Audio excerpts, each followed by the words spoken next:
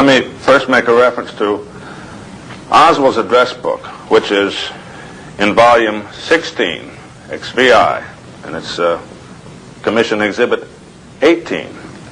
Now, if you turn to page 40 in this volume, page 40 being page 40 of XVI, you will see the number written in Oswald's handwriting, PE 81951. PE 81951. If you go to XXV 25, the Jack Ruby's phone calls, you will find that on June 10th, 1963, Jack Ruby called PE 81951. That's the same phone number that Lee Oswald has in his address book as printed in volume 16 of the exhibit. Perhaps the more significant example to us is the fact that Ruby and Oswald have been seen together, but I cannot go into that at this time because we get into an area of evidence which I'm not free to comment on. But you have witnesses, however, who have said they've seen Ruby and Oswald together. Oh, yes. In Dallas or here? In more than one city, if you don't mind my putting it that way. Now, another connection to come from another direction is the fact that Jack Ruby had a business acquaintance named Bertha Cheek, and there were several real estate transactions in which Jack Ruby and Bertha Cheek worked together, and they know each other in a business way, and that's been established without any question, because you can even find that in the Warren report. Now, Bertha Cheek has a sister named Earlene Roberts. Earlene Roberts was the landlady where Lee Oswald was living when he was killed at 1026 North Beckley. So you have there the case of Bertha Cheek being a business associate of Jack Ruby. Bertha's sister is Earlene Roberts. Lee Oswald is staying at Earlene Roberts' house when he's arrested. So again, there's another correlation. Isn't this just a coincidence, however, rather than something more solid like somebody who'll swear they've been seen together? Any one of these, actually, this is what you call circumstantial evidence, and your question is certainly a good question to ask, but the answer is that circumstantial evidence is actually, to man who's practiced law, circumstantial evidence is actually more binding and harder to get away from than witness evidence, because sometimes the eyes can be mistaken. You say, is this coincidence?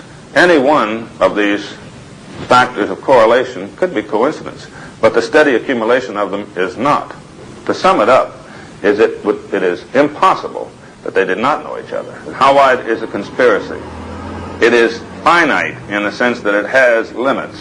It is not such a huge thing that it is unsolvable. On the other hand, it is considerably wider, I think, than the average person might have assumed. The best way to describe the conspiracy, and I guess I'll have to be blunt about it and come to this, the major factor in the conspiracy which made it work was the use of Minutemen. How many Minutemen, Mr. Garrison, are involved as far as you know? Well, I can't possibly speculate on that without hurting opposition, except to say that there were Minutemen in the Dallas area and some in Louisiana that coordinated on this operation as individuals, and it was extremely well financed. There were individuals in the Dallas Police Department, like a grapevine coming down the side of the building, which had relationships with each other, and also relationships with the individuals who killed the president, who killed Tippit, and who killed Oswald. And this structure is what allowed it to occur so effectively, because it was a pre-existing secret structure of individuals who had trained with arms, who were militantly opposed to what President Kennedy was doing. This was the ambush that the president was in.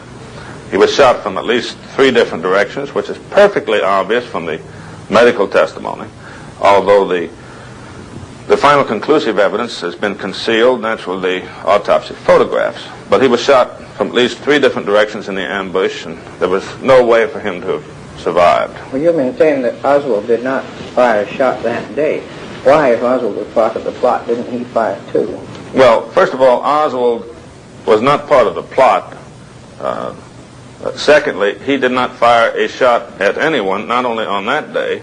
He never fired a shot in the preceding year or in the preceding 2 years or since he got out of the Marines, as far as anyone knows.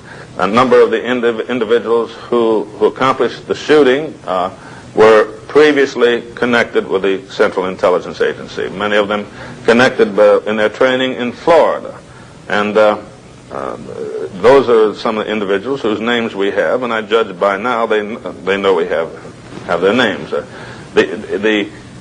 The thing which seemed to have bothered the United States and caused a major world power to participate in such a lowly fraud, such an indescribably low fraud, was the fear that the reputation of the United States or the Central Intelligence Agency would somehow be damaged when it came out that former CIA employees were involved in the assassination and that individuals with control over Oswald, CIA employees, were involved, and that Oswald was working for the CIA. So the United States government participated in one of the greatest lies in history in order to save its face.